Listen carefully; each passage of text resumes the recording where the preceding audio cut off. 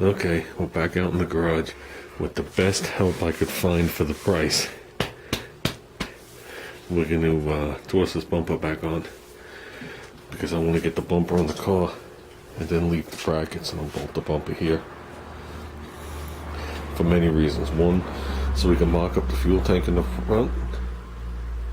Okay. And two, if I put this on later, I'll end up scratching the car.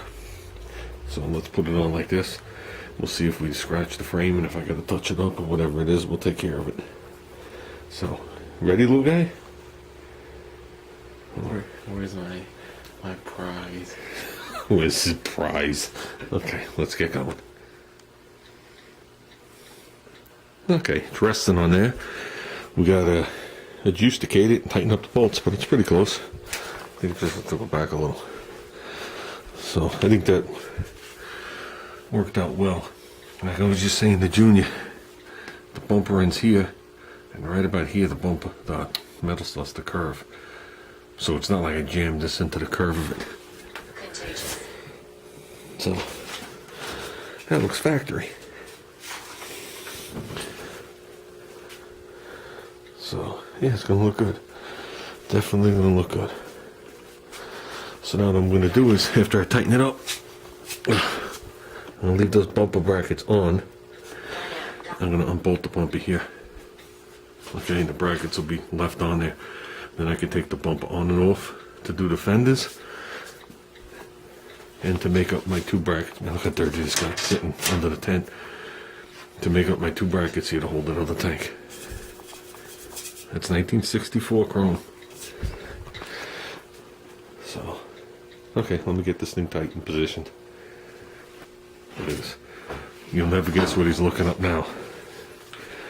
He is doing inventory on fireworks.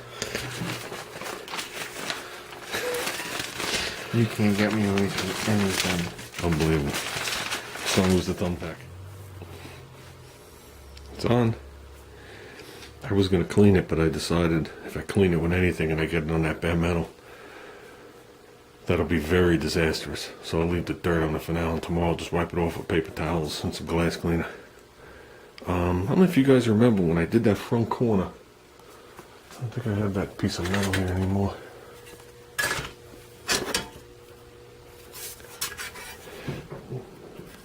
Oops. This piece right back here behind the bumper, where it comes around, remember? This had the notch in it and it didn't match the other side, and we couldn't figure out why, and I was going to fill it in and I never did. I know why. These marker lights, which are the same as reverse lights on the Rambler, because this front and rear bumper are the same. Okay, this front bumper actually has the provision here to put a plate light on it. They run the harnesses this way on all of them. So this one, the harness comes out, you can see the wire hanging down, this is everything. This one, the wire runs right where that notch is. So if I put that piece of metal there, the wire would be rubbing it as it made the turn. Because you can see it ends here. I don't know if that's going to pick it up, but it goes right into where it is. That's where the wire is in the wheel well on this side. And then it comes up through here and goes through that hole and up. So, but the bumper's on. I was able to shimmy the bumper forward enough. About a half an inch more forward than I normally had it.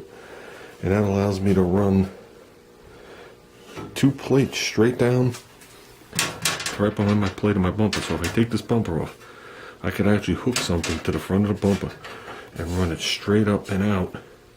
And I can make the mount for my tank. Which is nice because I thought it was going to be coming out here and bending metal around the slip and coming up. And then when you put the plate back on it, the plate is actually higher than the hole.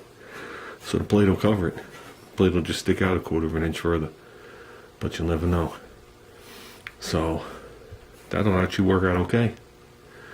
But now with this, now I'm going to reach up behind here and I'm going to take the 6 bolts off. And the brackets are going to stay behind. And the bumper will be back off the car. So I just wanted to get this on while I had the little guy here. Because tomorrow he's going to be in school.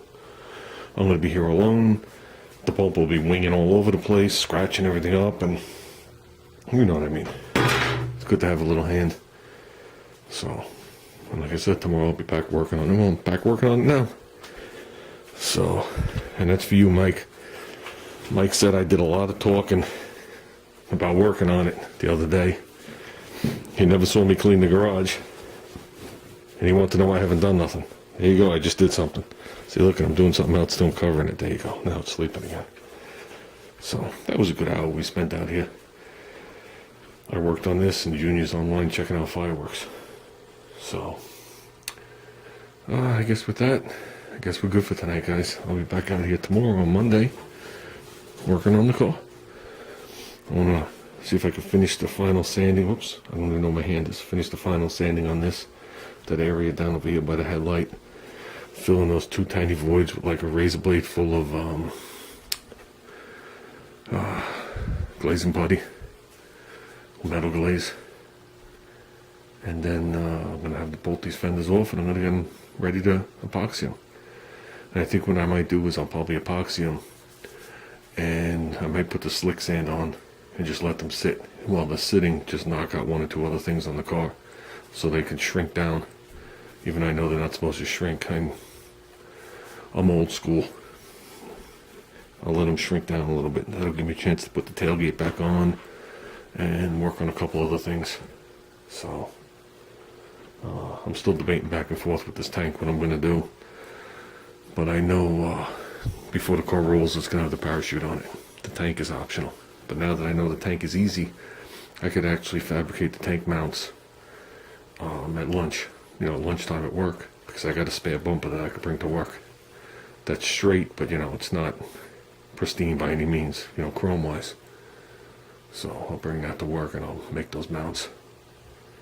Which, I'm predicting is just going to be... I was going to use some 1/4-inch thick stock to keep the flexing down. I mean, if it's got to be, after I put the 2 1/4-inch plates sticking up, if I got to come from the forward part of this mount down like 1/4-inch rod, I will. Something that's appealing to the eye, that'll stiffen it up so it won't shake. So.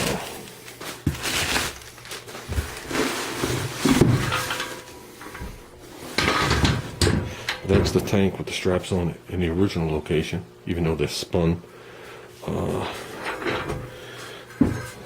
They have it mounted with these things.